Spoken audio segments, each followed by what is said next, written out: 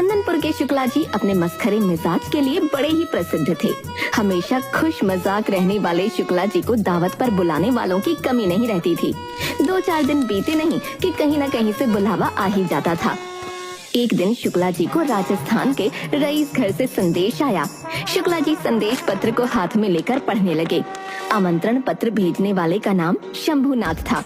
आखिर ये शंभुनाथ है कौन भाई, जिसने राजधानी से मुझे आमंत्रण पत्र भेजा है? ये पत्र पढ़कर तो ऐसा लग रहा है कि जैसे ये कोई मेरा करीबी रिश्तेदार हो, परंतु ये समझ नहीं आ रहा कि ये शंभुनाथ है कौन। लेकिन पत्र राजधानी से आया है भाई, और इस आमंत्रण पत्र को देखकर लगता है कि किसी अमीर घराने से ही आया होगा। शुक्ला जी को ये याद नहीं आ रहा था कि शंभुनाथ है कौन। वो आमंत्रण को नजरअंदाज भी नहीं कर सकते थे, क्योंकि पत्र देखकर ही भेजने वाले की अमीरी का अंदाजा लगाया जा सकता था। उनकी उलझन बढ़ती जा रही थी। तभी उनकी पत्नी कुसुम वहाँ आती है। क्या बात है शुक्ला जी, बड़े गौर से पत्र देख रहे हो? आखिर ऐसा क्या लिखा है इसमें? नहीं, कुछ नहीं, प्रेम पत्र है। देखकर नहीं लगता। इसका रंग रूप देखकर तो मुझे कुछ शक हुआ ही था, और तुम्हारी शक्ल देखकर पूरा यकीन हो गया। जब समझ ही गई तो पूछा क्यों? सुबह से देख रही हूँ, कुछ परेशान नजर आ रहे हो। क्या बात है, बताओ तो। मुझे पता है तुम्हारे बस का नहीं कुछ सोचना। अरे मैंने कब कहा कि मेरे बस की बात है? अरे उलझन बताने से ही तो सुलझती है। क्या पता मैं तुम्हारी उलझन दूर कर दूं? इसे बता देता हूँ, क्या पता इसे ही कुछ याद हो।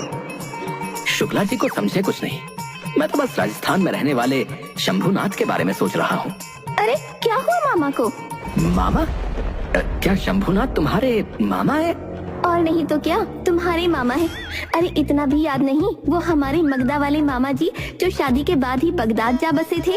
अब 2 साल से राजधानी में रह रहे हैं। वहाँ अपना मकान बनाया है। सुना है बगदाद से बहुत दौलत लेकर लौटे हैं। मगर बात क्या हुई, अचानक तुम मामा के ख्यालों में क्यों पड़ गए? जरा मुझे भी तो सुनाओ। अरे कुछ नहीं, बस उनके घर से बुलावा आया है। दावत है उनके यहाँ पूर्णमासी के दिन।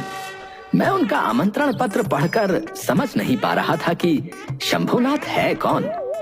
शादी के बाद एक बार ही तो मिलना हुआ है, और जब मिला तो उन्हें मामा ही कहा, इसलिए शंभुनाथ नाम से उन्हें पहचान नहीं पाया। हाँ, तुम्हें मेरे मायके वालों के नाम क्यों याद रहने लगे? जरा वो आमंत्रण पत्र मुझे भी दिखाओ, क्या लिखा है, मैं भी तो देखूं जरा। कुसुम ने खत को पढ़ा तो खुशी से उछल पड़ी। पर तुमने तो मुझे बताया ही नहीं था। मामा ने तो खास तौर से मुझे भी बुलाया है। देखो इसमें कितने प्यार से लिखा है, मेरी प्यारी बिटिया को भी लेते आना। शुक्ला जी ने आमंत्रण पत्र फिर से देखा तो अलग से एक जगह पर ये बात लिखी गई थी। पंक्ति पर खास तवज्जो दिलाने के लिए इसे चारों तरफ से घेरा गया था, लेकिन शुक्ला जी ने उस पंक्ति पर ध्यान नहीं दिया। कुसुम को खुशी से उछलते देखकर शुक्ला जी ने सोचा, राजधानी जाना है, एक ही गधा मेरे पास है।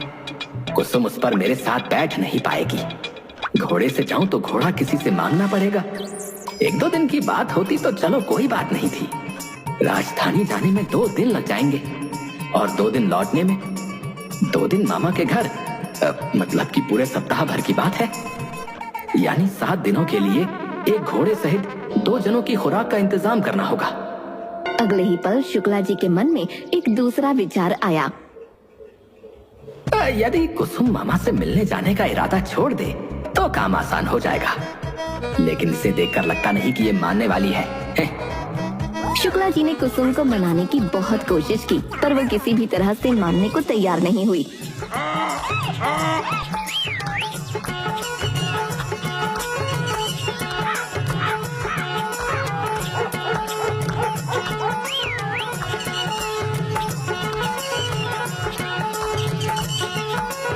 फिर वो गधे पर सवार होकर बाजार पहुँचे। बाजार में रोज से ज्यादा भीड़ थी।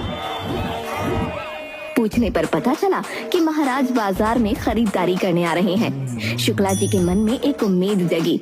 उन्हें एक जवेरी की दुकान पर जेवर दिखाने का काम मिल गया।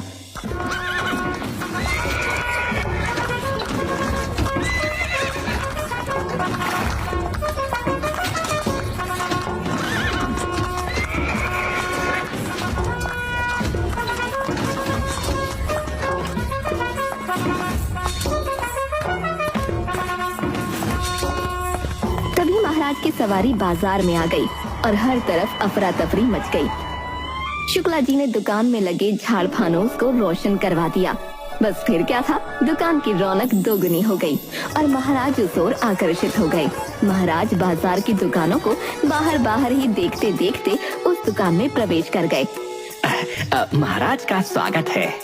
दुकानदार महाराज की खिदमत में बिच्छा सजा रहा था, मगर महाराज इन तमाम बातों से बेपरवाह शुक्ला जी से ही बातें किए जा रहे थे। शुक्ला जी का अंदाज़े बयां रोचक और जानकारी भरा था। हमें आपका अंदाज बहुत पसंद आया। आप हमारी रानी के लिए ये सारे कीमती जेवरात रखवा दीजिए। महाराज ने उस दुकान से काफी जवाहरात खरीदे और वहाँ से जाने से पहले शुक्ला जी से बोले, मेरा वक्त अच्छा कटा, आपसे काफी जानकारी भी हासिल हुई।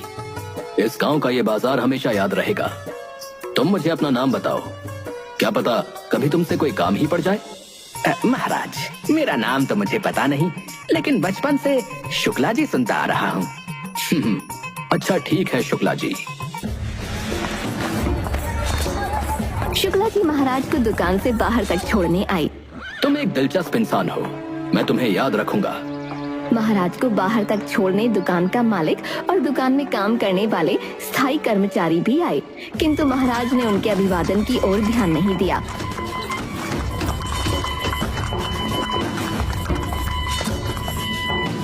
महाराज के जाने के बाद शुक्ला जी, तुमने दुकान में बिना कोई नई व्यवस्था के उपलब्ध संसाधनों का ऐसा तत्परता से उपयोग किया कि महाराज बाजार की बड़ी दुकानों को छोड़कर इस दुकान में आ गए। तुमने महाराज को अपनी बातों से मंत्रमुग्ध कर लिया।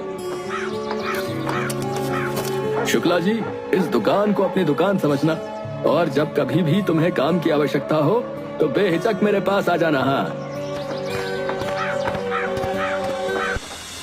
दुकानदार ने तो मुझे इनाम में इतनी बड़ी रकम दे दी है कि अब घोड़ा किराए पर क्या लेना है, मैं तो नया घोड़ा खरीद सकता हूँ। शुक्ला जी दुकान से विदा ले बाजार की सैर करते कपड़ों की एक दुकान में गए।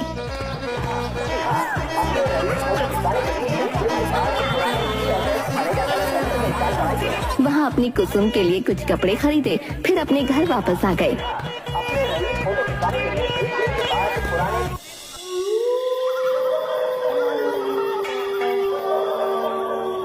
शुक्ला जी के घर आने पर जब कुसुम ने शुक्ला जी द्वारा लाए हुए शानदार कपड़ों को देखा तो मन में सोचने लगी, मेरे पति कितने समझदार हैं, समय के अनुसार सब कर लेते हैं, पर मैं इन्हें निठल्ला समझती थी। ये तो समय के अनुरूप आश्चर्यजनक ढंग से काम करने वाला इंसान है। दोपहर तक ये शख्स सोच रहा था कि दावत में जाए तो जाए कैसे, और रात होते ही इतने कीमती कपड़े लेकर आ गए। अपनी कुसुम को इस तरह मुग्ध नजरों से देखते हुए शुक्ला जी ने उससे कहा, कुसुम, कपड़े पसंद आए? बहुत महंगे कपड़े लगते हैं, असली सोने चांदी के सितारों का काम है इन पर, भारी भी हैं, बरसों काम आएंगे। कल सुबह मैं घोड़ा मंगवा लूंगा, उस पर सवार होकर हम पहले तो बाजार चलेंगे और तुम्हारी पसंद की कोई अच्छी सी जूती खरीदेंगे। उसके बाद लौटकर तुम्हारे मामा के घर जाने की तैयारी की जाएगी। कुसुम उसकी बातें सुनकर चकित रह गई और आश्चर्य से पूछने लगी, क्या कहा, मेरे लिए जूती? अरे मेरे पास कई जोड़ी जूतियाँ पड़ी हैं, उनमें से ही कोई झाड़ पोंछ कर पहन लूंगी। तुम मेरे लिए नहीं, अपने लिए कपड़े और जूते ले लो, ये ज्यादा जरूरी है। फिर कुसुम को ख्याल आया कि खरीदारी के लिए तो पैसों की आवश्यकता होगी। शुक्ला जी के पास पैसे कहाँ? वो संकोच से पूछ बैठी, मगर इन सब के लिए पैसे चाहिए, हमारे पास पैसे हैं कहाँ? कुसुम, पैसे हैं, आज अच्छी कमाई हुई है, पैसों की चिंता मत करो। ये भी सोचो कि मामा के लिए कुछ खरीदना है तो उसे भी हम खरीद लेंगे। शुक्ला जी की बातों से संतुष्ट होकर कुसुम ने भोजन परोसा।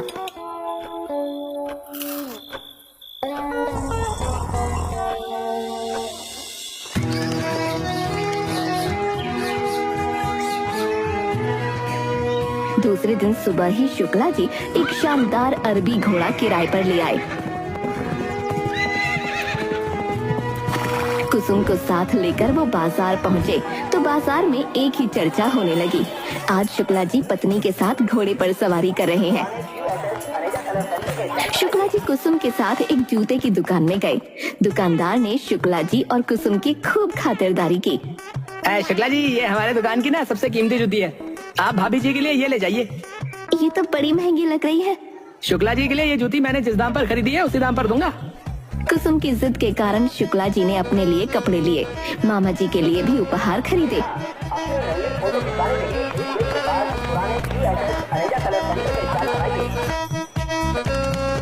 और घर लौटकर दोनों ही यात्रा की तैयारी में लग गए। धूप से बचने के लिए शाम होते ही राजधानी के लिए रवाना हो जाएंगे।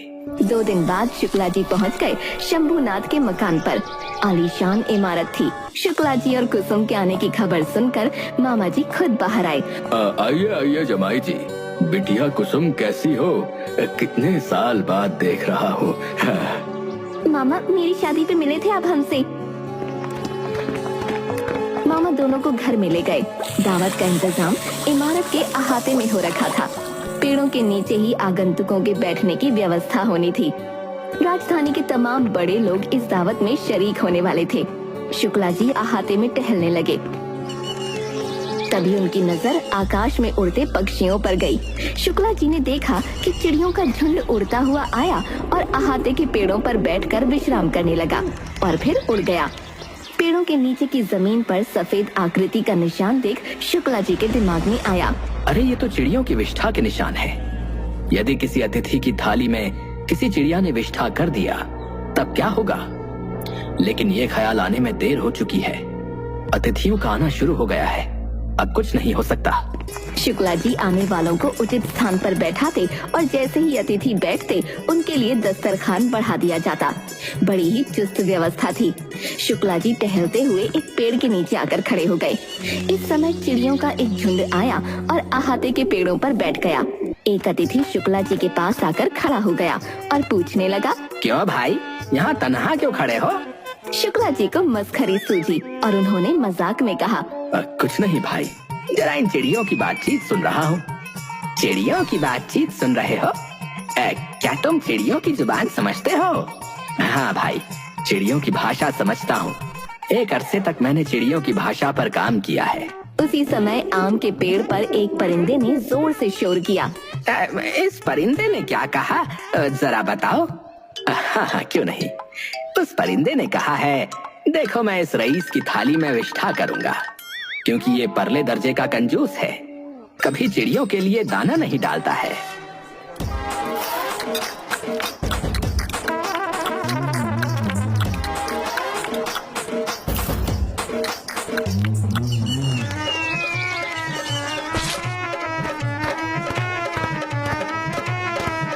देखते ही देखते दावत स्थल पर चर्चा होने लगी कि शंभूनाथ के घर एक ऐसा शख्स अतिथि बनकर आया है जो चिड़ियों की भाषा समझता है। दावत में महाराज के दरबार के कुछ वरिष्ठ लोग भी आए थे। उन्होंने भी इस बात की साधारण जानकारी हासिल की। अंततः ये चर्चा महाराज तक पहुंच गई। शुक्ला जी राजधानी में है और वो शंभूनाथ के संबंधी हैं। तुरंत शंभूनाथ के घर पैगाम भेजो कि हम शुक्ला जी से मिलना चाहते हैं। जब महाराज ने सुना कि शुक्ला जी चिड़ियों की भाषा समझते हैं तो वो शुक्ला जी से मिलने के लिए बेताब हो उठे। दूसरी तरफ शंभूनाथ के पास जब महाराज का संदेश पहुंचा तो वो चकित हो गए। उन्होंने मन में विचार किया, अब आखिर शुक्ला जी में ऐसी क्या बात है कि उनके आने की खबर महाराज को मिली और महाराज ने इतने सम्मान और आत्मीयता से भरा संदेश भेज दिया। महाराज को ऐसी क्या जरूरत आ गई कि उन्होंने इस तरह सैनिकों से लैस पैगाम भेजा है। मामा जी, आप महाराज के पास संदेश भेज दीजिए कि मैं अतिथियों के प्रस्थान के बाद महाराज के दर्शन के लिए अवश्य उपस्थित हो जाऊंगा। अतिथियों के सामने ही महाराज का पैगाम आया, इससे हमारी प्रतिष्ठा बढ़ी। लोग अब ये भी कहेंगे कि शंभूनाथ को महाराज भी जानते हैं। हाँ। शुक्ला जी ये नहीं समझ पा रहे थे कि महाराज के पास जाकर वो करेंगे क्या। फिर भी बात क्योंकि महाराज की थी,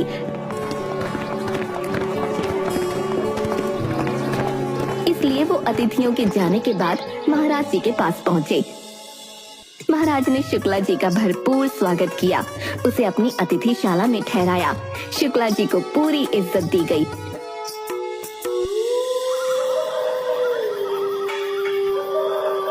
मैं भी चिड़ियों की भाषा सीखना चाहता हूँ। शुक्ला जी मुझे बताओ कि इसके लिए क्या करना होगा। मैंने सुना है कि तुम चिड़ियों की भाषा समझते हो। चिड़ियों की भाषा सीखने के लिए चिड़ियों की सोहबत में बचपन के दिन बिताना जरूरी होता है। अब तो आप बड़े हो चुके हैं। महाराज, आपने ये ख्वाहिश बहुत देर से बताई है। मैं तो चिड़ियों से भरे चमन में तन्हा खेला करता था, जिसके कारण धीरे धीरे उनकी बोली और व्यवहार को समझने लगा। कोई दूसरा उपाय मैं जानता नहीं कि आपको बता सकूं कि चिड़ियों की भाषा कैसे सीखी जा सकती है।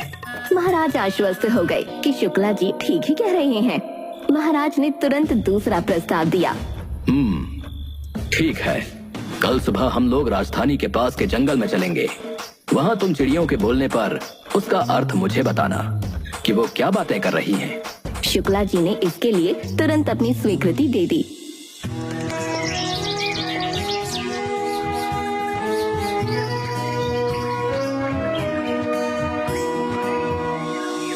दूसरे दिन सुबह ही महाराज तैयार होकर शुक्ला जी के पास पहुंच गए। शुक्ला जी भी तैयार थे। दोनों घोड़े पर सवार होकर जंगल की ओर चल पड़े। रास्ते में एक पहाड़ी नदी आई जहां सारस के जोड़े विचर रहे थे और पारदर्शी पानी में मछलियों का शिकार कर रहे थे। तभी एक सारस ने जोरों की आवाज की। शुक्ला जी, बताओ तो इस सारस ने क्या कहा? महाराज ये कह रहा था कि सावधान, इस राज्य का भाग्यशाली महाराज आया है। शुक्ला जी की बात अभी पूरी नहीं हुई थी कि एक साथ कई सारसों का स्वर उभरने लगा। कई सारस आवाज करते हुए इधर उधर उड़ने भी लगे। शायद घोड़े के पैरों की आवाज से उत्तेजित होकर वो ऐसा व्यवहार कर रहे थे। बताओ शुक्ला जी, ये क्या बातें कर रहे हैं? महाराज ये सारस कह रहे हैं कि ये महाराज भाग्यशाली है, लेकिन ये अपनी प्रजा के बारे में कुछ सोचता नहीं। वर्षा का पता नहीं है, आसमान में बादल नहीं है, पूरे राज्य में सूखे का आलम है, काल की संभावनाएं सामने हैं, नदियों में पानी सूख चला है, मगर ये महाराज समय पर अपना लगान वसूल कर भी कभी सोचता नहीं कि प्रजा के लिए कुछ करे। वो चाहे तो नहरें खुदवा सकता है, समय रहते अनावृष्टि की स्थिति से निजात पाने के लिए अपने राज्य में सिंचाई के उपाय कर सकता है। कहते हैं कि आसमान के बादल जब पानी न दें तो जमीन के भीतर का पानी काम आता है, मगर ये महाराज अपने भाग्यशाली होने के कारण सुख से जीवन बिता रहा है, मगर अपना काम ठीक से नहीं कर रहा है। प्रजा के प्रति इसका व्यवहार ठीक नहीं है। महाराज ने घोड़े को राजधानी की ओर दौड़ाते हुए शुक्ला जी से कहा। शुक्ला जी, मैं तुम्हारा शुक्रगुजार हूँ। तुमने मेरी आंखें खोल दी। अब मैं वन विहार में समय नहीं गवाऊंगा और प्रजा के हित के कार्यों में अपना समय लगाऊंगा। तुमने जो बातें कही हैं वे सच हैं। मुझे पता है कि अकाल पड़ सकता है, किंतु मैं इसे कुदरत की बात मानकर सोच रहा था कि भला इसमें मैं क्या करूंगा, मगर तुमने मुझे राह बता दी। ये भी बता दिया कि मुझे क्या करना है। महाराज, मैंने नहीं, सारस ने। इसके बाद महाराज ने शुक्ला जी को कई तरह के खूबसूरत उपहार देकर विदा किया। इन उपहारों को देखकर शुक्ला जी की कुसुम बहुत खुश हुई। इस तरह शुक्ला जी की समझदारी से पूरे राज्य में खुशहाली छा गई और राजा ने जगह जगह पानी का बंदोबस्त करवाया। कुछ ही दिनों में बारिश भी हो गई। कुसुम और शुक्ला जी अपने घर के दरवाजे पर खड़े बारिश होते देख रहे थे।